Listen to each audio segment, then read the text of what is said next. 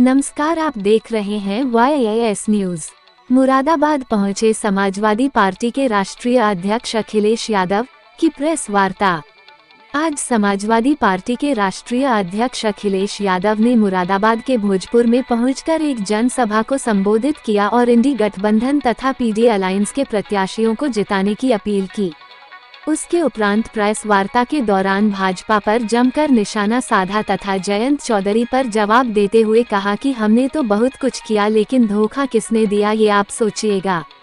तो वही electoral bond पर भी जवाब दिया तथा भाजपा के 400 पार पर कहा कि भाजपा इस बार 400 सीट हारेगी। देखिए, देश की जनता भारतीय जनता पार्टी को हटाना चाहती है और जिस तरह का माहौल नजर आ रहा है, चाहे वो किसान के सवाल पर हो, आय दोगुनी की बात की, किसान को संकट में डाल दिया, नौजवान को हर साल 2 करोड़ नौकरी देंगे, नौजवानों की नौकरी छीन ली, हर परीक्षा लीक हो गई, इलेक्टोरल बॉन्ड में जितना पैसा वसूला गया उसका जवाब भारतीय जनता पार्टी के पास नहीं है, और जो पैसा लूटा है उसी की वजह से आज महंगाई है। ये मुनाफा कमाने दे रहे हैं। जब किसी को मुनाफा ज्यादा कमाने देंगे तो महंगाई तो आ ही जाएगी। जहां तक सवाल हमारा संविधान का है, संविधान को बचाने के लिए सब दल एक हैं और संविधान हमारा अधिकार देता है कि सबको सम्मान मिले, सबको बराबर की नजर से देखा जाए। जो मसला आपने कहा है वो जानबूझ करके भारतीय जनता पार्टी इस सवाल को बहस में रखना चाहती, जिससे और मुद्दों पर बहस न हो। सर, मैनपुरी में बसपा ने यादव प्रत्याशी उतार दिया कुशवाहा की जगह, यानी कि यादव वोटों को काट। और मुझे पता है, आपको ये भी पता होगा कि जिस प्रत्याशी की उन्होंने टिकट काटी वो प्रत्याशी समाजवादी पार्टी के समर्थन में उसी समय आ गया, और जो BSP की टिकट मिली है जिसको, वो BJP ने दिलवाई है। और मैं आपसे कहूंगा कि पत्रकार साथी, क्योंकि लखनऊ में भी आपके पत्रकार परिचित होंगे, मित्र होंगे, उनसे जानकारी हासिल करना कि किन मंत्रियों के घर पर बैठ करके क्या क्या सौदा होता था। देखिए, हमें कमी तो खल रही है और कानूनी दावपेच में वो फंसे हुए हैं। मुझे उम्मीद है कि न्यायालय से उन्हें न्याय मिलेगा। और जहां तक ST साहब का सवाल है, ST साहब की टिकट नहीं काटी, मैं टिकट उनकी बगल में दे रहा था रामपुर। वो नहीं लड़ना चाहते थे। मैं समझ सकता हूं कि नहीं लड़ना चाहते थे, लेकिन अगर हम टिकट नहीं दे पाए हैं, मैं अपने पत्रकार साथियों से कहना चाहता हूं और ST साहब को से भी कहूंगा कि उनका सम्मान करने का काम हम समाजवादी लोग करेंगे। जब भी हमें ताकत मिलेगी हम उनका सम्मान करेंगे। वो इस समय पर रुचि वीरा जी का, इंडिया गठबंधन का और समाजवादी पार्टी के प्रत्याशियों की मदद करें। पहले चरण में इंडिया गठबंधन की आंधी है? पहले चरण में ही सफाया BJP का दिखाई दे रहा है।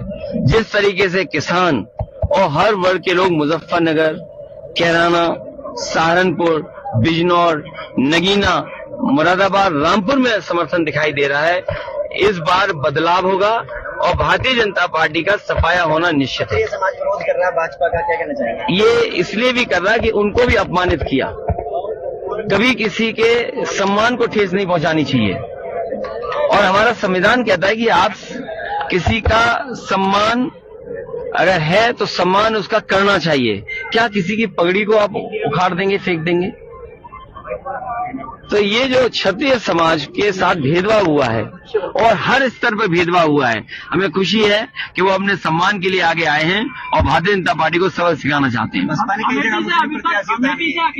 ये BSP की स्ट्रेटेजी पहली बार नहीं हुई है। अरे यूसुफ अंसारी साहब से अच्छा कौन समझेगा? ये दोनों बार यही BSP की वजह से हार गए। और मैं आपसे कहूंगा, 45 सीटें ऐसी थी जो पिछली बार अगर हम समझा ले जाते, हमारा बातचीत का मैनेजमेंट अच्छा होता, तो हमारी 45 सीटें और बढ़ गई होती। इस बार ऐतिहासिक रिजल्ट आएगा। एक जगह लड़ाई है, वरना सब गठबंधन सीटें जीत रहा है। अखिलेश जी, एक सवाल यह है कि अमेठी से अभी तक के कोई भी प्रत्याशी इंडिया गठबंधन का नहीं दिया गया है, क्या कोई परेशानी सामने आ रही है वहाँ पर? क्या नॉमिनेशन से पहले ही आपको बता दें?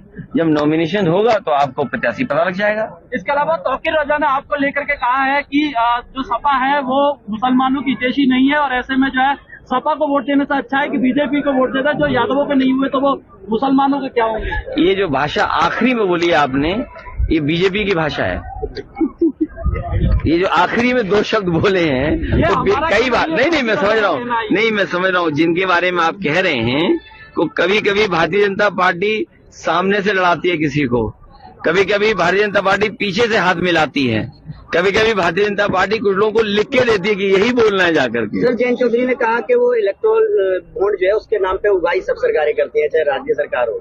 नहीं देखिए, किसी बारे में नहीं, ये तो सफाई बीजेपी को देना चाहिए क्योंकि बीजेपी ने सबसे ज्यादा चंदा वसूला है और ईडी, सीबीआई, इनकम टैक्स इसको लगा के, और कई ऐसी कंपनियां हैं जिसमें आप देख सकते हो कि उनपे ईडी, सीबीआई के छापे पड़े, उसके बाद उन्होंने पैसा दे दिया या चंदा दे दिया, चंदा देने के बाद उन पर ईडी, सीबीआई, इनकम टैक्स की छूट छोड़ गई। जनता की जयंत चौधरी परसों मुरादाबाद आए थे और उन्होंने ये कहा है कि अखिलेश यादव हमको दबाने की कोशिश कर रहे थे, इसलिए जो हमने गठबंधन तोड़ा, लेकिन हमारे पारिवारिक संबंध वैसे ही रहेंगे जैसे पहले थे। नहीं तो 500 आदमी थे।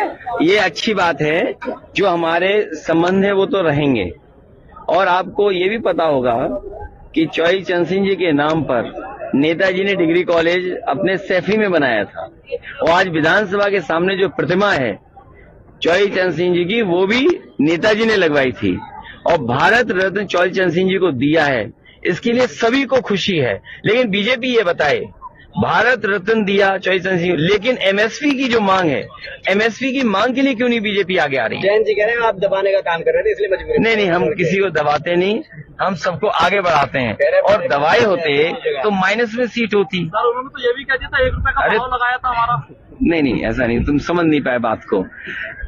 अगर दबाया होता तो 0 से -1 होती, -2 होती, -3 होती। हमने उन्हें आगे बढ़ाया और चौई चंद सिंह जी की विरासत को आगे बढ़ाया, तो परिणाम क्या हुआ कि 8 सीटें 9 सीटें जीत गए, राज्यसभा दे दिया। और याद रखिएगा, एक राज्यसभा 37 एमएलए के पर आती है और हमने 1 दी और 1 खोई, तो 2 हमारा नुकसान हुआ समाजवादियों का। विश्वासघात हुआ। ये तो आप आकलन करिए क्या हुआ हमारे साथ।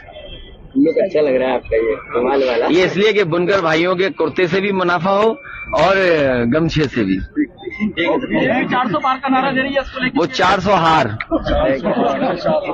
और जो लोग जीत रहे होते वो किसी को जेल भेजेंगे, बताओ। यहाँ भी पुलिस आगे कर रहे हैं, ये पुलिस वालों को नहीं पता इनकी नौकरी 3 साल हो जाएगी। सुनो, आपने मंच से एक बात कही थी कि जो बीजेपी है वो परिवार वालों को नीचे। मैं दूसरी बात कह रहा हूँ, ये तो हमारे सब गरीब लड़के हैं, गाँव के हैं, जो पुलिस में भर्ती हैं। अग्निवीर में भी गांव के ही बच्चे आते थे। बीजेपी नहीं चाहती कि गांव के परिवार के बच्चे आए फौज में, उनके परिवार की आर्थिक स्थिति बेहतर हो, समाज में उनका सम्मान बढ़े, इसीलिए उन्होंने अग्निवीर की है। अभी अग्निवीर की है, आउटसोर्स नौकरियां बढ़ा दी उन्होंने। और हो सकता है हमारे जो खाकी पहने वर्दी घूम रहे नौजवान, इनकी भी नौकरी अगर 3 साल कर देगी बीजेपी, तो क्या करोगे आप? जैसे पेपर लीक किए, जानबूझ करके पेपर लीक किए, जिससे उन्हें नौकरी और आरक्षण न देना पड़े। कल को इन लड़कों के साथ हो गया 3 साल की नौकरी, तब क्या करोगे आप? क्या आपको पता था कि अग्निवीर 4 साल की नौकरी होगी? क्या इनको पता है कि इनकी 3 साल नौकरी नहीं होगी? तो ये भी मनी मन बीजेपी को हराएंगे। एक छोटा सा बस सवाल ये है हमारा कि अभी आपने मंच से बीजेपी की तरफ से जो वोट देने की मतलब जो टिकट देने की बात करी, वो परिवार वालों को ज्यादातर देने की बात करी, लेकिन वो आपके ऊपर परिवारवाद का आरोप लगा। नहीं, तो मैं ये कहना चाहता हूँ कि आज के दिन बीजेपी संकल्प ले कि किसी भी परिवार वाले को वो टिकट नहीं देंगे और किसी भी परिवार वाले से वोट मांगने नहीं जाएंगे। ये बात समझो। ठीक है।